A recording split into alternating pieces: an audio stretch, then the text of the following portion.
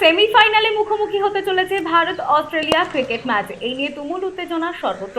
গতবারের হারের প্রতিশোধ নিতেই হবে এবার। ম্যাচটি হতে যাচ্ছে খুবই উত্তেজনাপূর্ণ। বিখ্যাত ক্রিকেটার জানান, শারজা দুবাইয়ের উইকেটে কিন্তু অ্যাডভান্টেজ সবসময় ভারত। আর বিরাট আর রোহিত শর্মা আমার মনে হয় খুব ভালো ক্রিকেট খেলছে।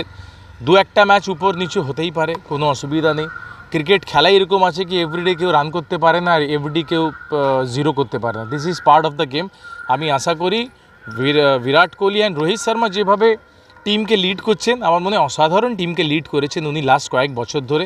আর এই চ্যাম্পিয়ন্স ট্রফিও আমরা রোহিত শর্মার হাতে দেখব। আর যেরকম আমাদের টিম কম্বিনেশন আছে, ওই টিম কম্বিনেশনে 100% ভারত জিতবে। আর অন্যদিকে জুম্পা ভালো স্পিনার্স আছে, ট্রেভিস হেড ইন্ডিয়ার সাথে খুব ভালো খেলে।